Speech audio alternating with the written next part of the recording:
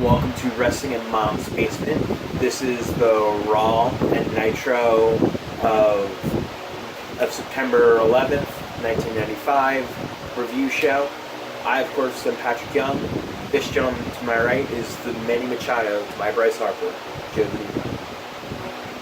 That's right. I know the home run here. That's right. I threw the baseball reference in there. I don't know who Mr. Machado is, but I don't. Apparently, the Phillies were trying to trade for him, but he went to the Dodgers. I know who Bryce. I heard Bryce Harper. So there you Yeah. go. This is our Monday night I don't know why it came to me, but that's what came to me. war review for week 2. Week 2 tomorrow night works one year. Monday Night War review show. Yes. Week 2. But did you want to do your trivia first? Yeah, but before we get into it, I just kind of want to take a second and sort of talk about my aunt. She was actually very important to me in wrestling when it comes to. I'm fairly certain both my aunts on my father's side introduced me to wrestling. Even like at a very young age, I actually remember playing with my wrestlers during my grandfather's funeral in the funeral home itself. But one particular night of my Aunt Dawn actually passed away on Saturday night, Sunday morning, and she would actually bring me to just about every WCW show that came to town. She tried very hard for every WWF pay-per-view or show. I actually went to WrestleMania 15 with her. So it's pretty fair to say, in my eyes, that if it wasn't really for her, I'm not sure how strong my wrestling fandom would be, and that means God knows what would actually happen with this channel. So I sort of just want to take like the rest of this week's videos, maybe even to next week's videos, just sort of pay tribute to her thoughts and memories. So, rest in peace. And I have an announcement at the end of this show. Yeah, well, we're going to separate them. That one. Yeah. It's not as serious. No. I have to figure that out. I'm sorry. It will be on Twitter.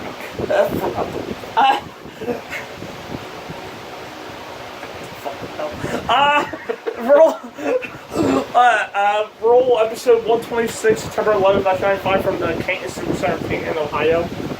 This is for the first time I ever roll Nitro. Go head to head. For the first time I ever rolled September 11th, 1995. The Nitro premiere beat every episode roll in 95 so far by a fair margin, I'm pretty sure. Recap here from SummerSlam, mainly just focused on the Shawn Michaels Razor Ramon ladder match. For some reason, that's the only thing to focus on. It was the only good thing to focus on. We don't know yet. From that pay-per-view. I almost gave you that pay-per-view, so come on. The two big matches for tonight, British Bulldog and Razor Ramon, and Shawn Michaels versus Sid are hype on this season premiere. Finally, Raw has a new intro music video, and certainly has the odd music behind it. Yes. But the rest of the video has the right idea. It still literally has a guy seductively singing "I Like It Raw." And oh no, I can see how great everyone was in WCW. Yeah, it was the intro video where they're on the top of Titan Tower. Right. Shawn leaps off some another roof into the ring. Then everybody brawls. Goldust weirdly is the final shot. Yeah. No, he hadn't debuted yet. And oh no, I can see how great WCW did with their premiere. We start the WWE up with Jerry Lawler and Vince McMahon in front of a green screen. Yep. Horrible green screen, too. Yeah.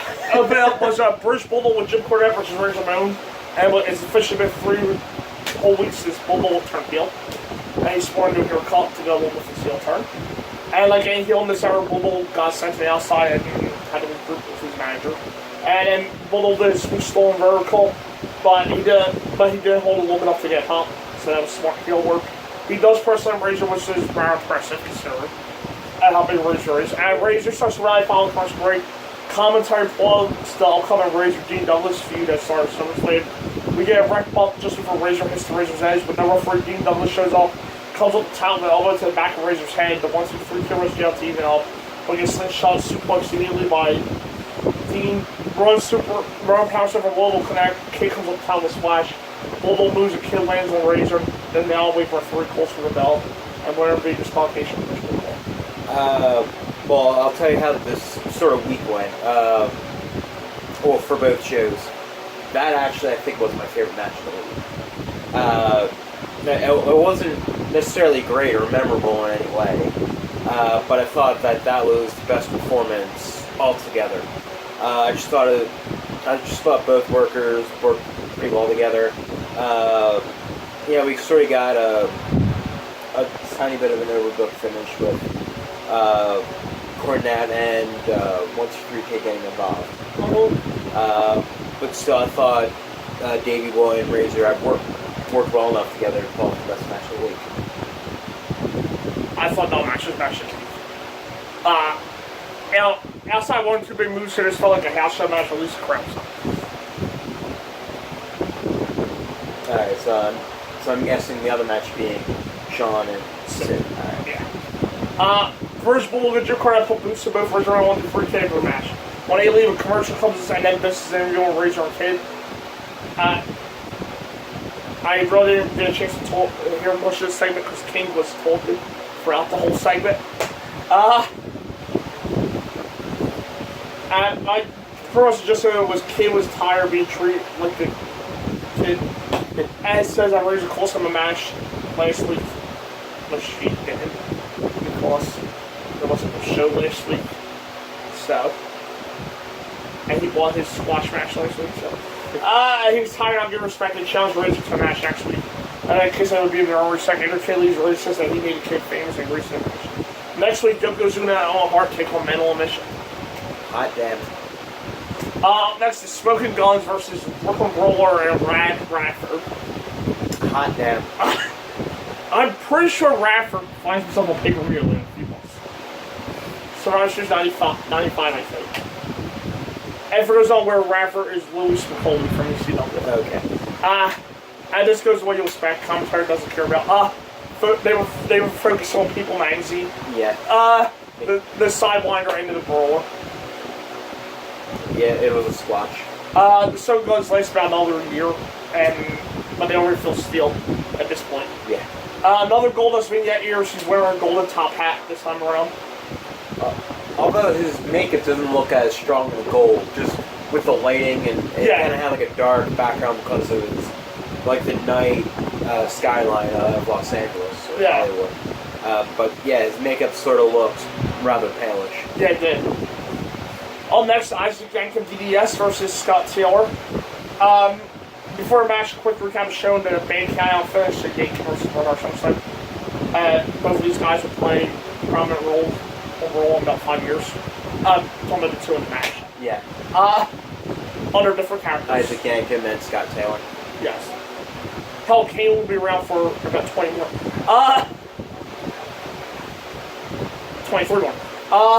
Yankem domination trying to get some heat back and to lose his debut by counting out. He wins with the DDS. Yeah, it's pretty much another squash match to get Isaac Yankem a big victory. Yeah. Just off his big semifinal. Yeah, it was fine enough for a big man squash. Yeah. Top Hango brings us the In Your House report. I wonder when. I actually didn't know they did it In Your House report. Yeah. I wonder when they stopped doing these though. Yeah. Together. The next debut is on September 24th if they're In Your House cars running to shape. The main event of In Your House triple header will see WWE Champion Diesel and Intercontinental Champion Shawn Michaels take on Tag Team Champion Joe Hart and Yokozuna ever titles on all.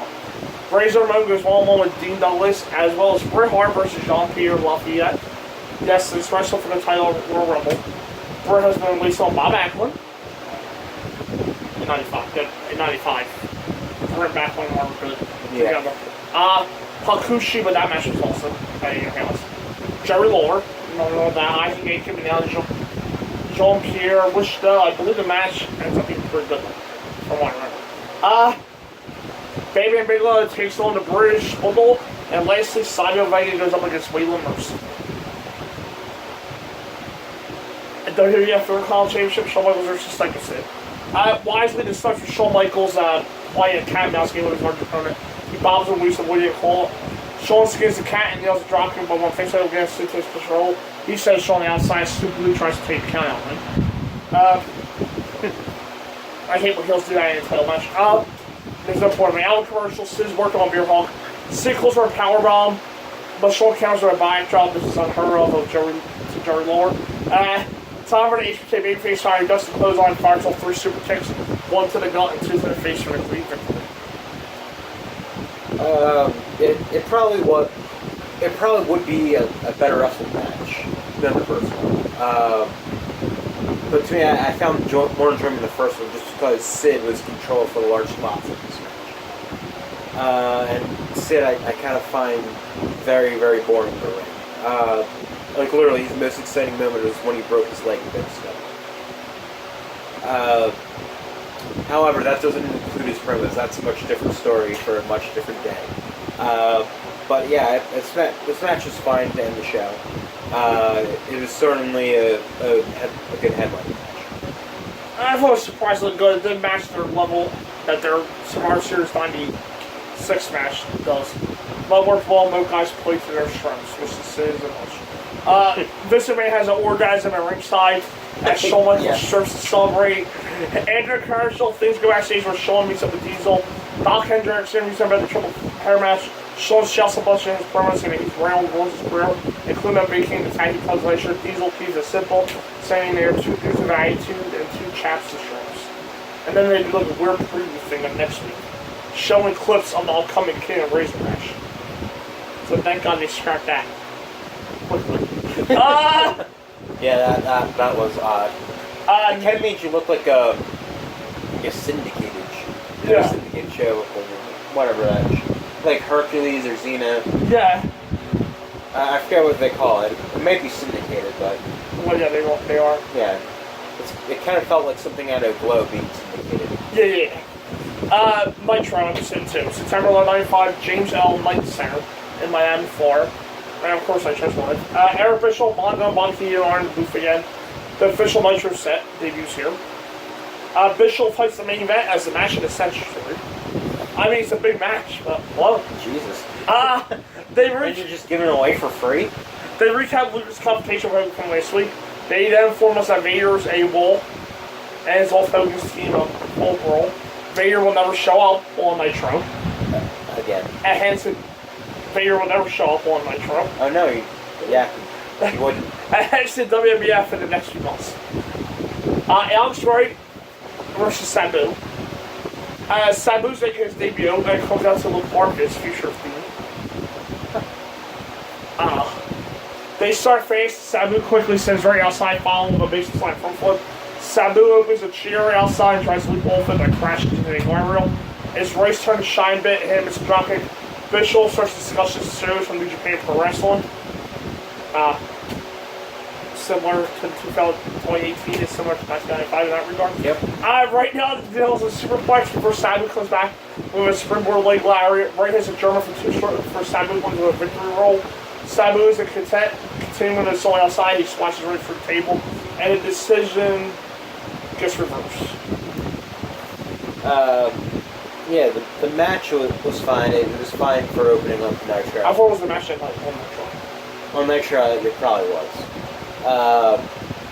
The thing that sort of sticks on in mind about the whole thing, though, is the table spot they did after the match. With Sabu literally sitting outside. He's not laying down on the table. He's sitting like this. Sabu climbs to the top rope and jumps off and clotheslines him. Not like crossbody, but clotheslines him. But it's like in an angle where where Sabu sort of like turns around him and then takes it out, takes most of the table bump. It's pretty funny actually. Yes. It was fine, but yeah, that table spot was more memorable to me. Knowing they have 4 minutes, both guys trying to cram a ton of stuff into the match. They did a fine job with that, and in the match itself, on the end of the aftermath, Sabu was actually not a mosh move. Yeah. For once, it was an interesting debut. Mean by God Gene is in the ring, and he introduces Ric Flair. Woo. That's what Fred Bolton. Yep, Mean by God Gene. Flair was in complete shout mode. Bring up some members of the Four Horsemen, hypes Luger Hogan. Lex Luger walks out and tells Flair that he has to change a bit, and then just walks back out. I don't know what was the point of that. At least we got to see. But the highlight of this was I got to see some dude in the crowd change the W part of his sign to WCW because he had the W upside down. So it was MCW. Yes. I know. I think actually during the match. No, I had it to the side. Yeah, it's him. Yeah, that one. Yeah. So it actually said ECW. They give a small plug to Full Bro. Hogan's team is down member now only featuring himself, Savage, and Sting. They could probably face the Dungeon of Doom Diamond Lane is still not me. Also, over for face Guardians. Non-title match, WCW UK Champion Sting versus VK Walsh. Yup, one within Walsh already has a name change. VK. Like Vincent Kenny, get it? While Sting makes his entrance, Bischoff infamously spoils the Raw results for the evening since I shows the cake. Mongo also disses them, joking that it shows they make their own cupcakes. Yeah, this is the one where he says Shawn beats the big man with the super kick. Sting looks motivated here, but Wall Street, even his debut with, I don't want to say it's boring, but I wish that IRS were interested in a team, man. He's not a bad worker. Yeah. But also, I'm like a ton more interested as a team than singles. So I guess it's the same old boring days IRS and singles, I guess. Yeah. That I remember. Sting makes a rally wins over first spy. Yeah, I completely agree with you there. Yeah. It wasn't like a spectacular match. It is okay, but he's more better in some situations. Yeah, normally I'd be disappointed in new guy jumping his debut unless I find this. That was just like a comment. He could lose until that time. Yeah.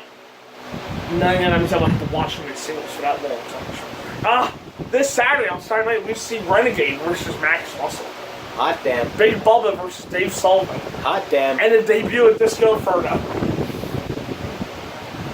Hot damn. Which might be the highlight of that. Which may be the highlight of that Saturday night. Randy Savage versus Scott Norton. This came out because of normal vacation last Monday. Norton attacks on Savage's entrance. He shoves some trash told to Mongo in the booth. Savage goes up to tell with the wide channel to the outside. Norton relentlessly goes into the low back. Bischoff sells that Savage's back is hurt pretty well. Norton powerbomb Savage for 2. Savage continues to take a beating for a minute, making Norton look like a monster. Norton brings Savage in front of the apron, from the apron with the damn DDT. He is on top where Savage catches him and stops him. The former Earthquake, now Shark, runs out. Bischoff calls him Avalanche, another of his field gimmicks. Savage sends Norton to him as Shark Avalanche, falls on Norton's legs. Savage just elbow with Shark on his legs. That's hysterical. Norton can't kick out. Kind of makes Norton look like a bitch. Yeah. In his first match in the company, but it's funny, and Norton really isn't all that interesting.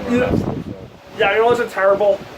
Savage made him look like a beast, but Savage still learned from very well, and the interference came was stupid, hurting the match. And the interesting thing I just noticed, the Dungeon of Doom stuff's coming up pretty soon. Yes. For a Nitro, so this series is about to get really interesting. Yeah, Internet House Star, don't know if they can keep up. Yeah. The rest of the Dungeon of Doom show, but Randy Savage escapes. It's got more distance Shark's face, but nothing happens. WCW World Heavyweight Championship, Hulk Hogan with Jimmy Hart versus Lex Luger. They basically have a battle whose jock is bigger, trying to outshine each other. Hogan has a suplex and Luger no sells and pops her out. Luger gets one of his own and Hogan's in instantly out. Hogan's is too much to close Luger Beal. And Bischoff is putting here less face than Luger is in this level of competition. And ouch. And then he adds to it by saying the WWE Champion Diesel couldn't make a pace at mid-card in WCW. He'd be saying a different tune in just about a year. Yeah, so he wasn't holding anything back, but he also wants to tell the truth. Luger applies a torture wrap by Hogan, stops referee from ringing the bell. Luger lets go the whole freaking moment because he's an idiot. It's that kind of stupidity that let them feel in the WWF. Luger covers Hogan, kicks out, and holds up. Hogan has the leg drop, but the Dungeon Doom runs in and calls it DQ. Yeah, it was pretty much just a lot of posturing and measuring up to each other in this match. Pretty much it was for the sake of having a match and for it to not go anywhere. for it not to be things, which isn't always going to be Interesting. which isn't always going to be interesting, and what we're always not going to say about WCW Nitro in the years to come, where they will practically give everything away on Nitro. But for the nice bit of restraint, it was okay. It was okay. Yeah, it was a acceptable match that you will expect from Miso. They mostly played their strengths and kept it short. The Dungeon Doom completely ignored Lex Luger and Bill Hogan, only singing sound trying to make a save and get rid of Dungeon like they're nothing. And they're encouraged to bring Mean G's in the ring with the babyface. Hogan wants to know why Dungeon Doom didn't attack Luger. Savage is with Hogan, questioning Luger. Sting as always backs up his bite. Sting wants Luger to replace Vader, but Savage is the best team up with the unknown. Savage now questions why did Dungeon also have Sting and Jimmy Hart alone. Hart is appalled at these accusations. Hogan's to decide vote and puts Luger on the team. Luger only says Hogan will give him an untold shot down. Well, that should crack me up during that too. No way, he would just like accuse Luger. It was hysterical. So for Raw was a relatively fine episode. It was an improvement over the last episode we reviewed for it. Yeah, I thought the main event was solid enough, and the opener was slow disappointing to me, but it moved things along nicely. So, and from some angles. So, then it was actually the middle of the show for Raw for me that hurt. The mediocre squashes. Yeah. That hurt. Points to WWF though for hyping up a pay-per-view. And there's so much time off. Yes. Now Nitro would, for Raw I would give it like a 5. Out of 10. Okay, definitely way. Yeah. How about you? For Raw, I would probably give it like a, just so I'm not commenting off of you, even though I totally am. It's a 5. I'll give it a 5.5. Okay. Now Nitro for me, it was nowhere near the level of Fantastic Opener. And honestly, maybe no Nitro was going to get that. No. Close to guess. So. Well, with Dungeon and Doom coming in, we're also getting closer to Eddie, Benoit, and like yes. getting the company too. Yeah. So. But so, hey, maybe there is a good Nitro in it yet. Nitro's still a decent episode too. Yeah. The one thing they are hell bent one now, and you know it was as good as the week before. They'd like to move things along quickly on Nitro. And even like let's show this where the matches aren't very good, the show's still entertaining. Yeah. And I would give Nitro the same too. Like 5. Yeah. And they're at 5 because of where they were last week. Yeah, I gave Raw because they improved. Yeah, I'll give Raw a 0.5 higher, so I'll end up giving Nitro around a 5. Right. Just because Raw I thought improved while Nitro sort of fell. And that'll do it for this week. We'll be back on next Monday with Monday Night War Week 3. Yes. And up next, there we go. We have past SummerSlam 1994 review. Okay, I'm going to go first with SummerSlam. Let me stretch. Then my World War III 1996 review.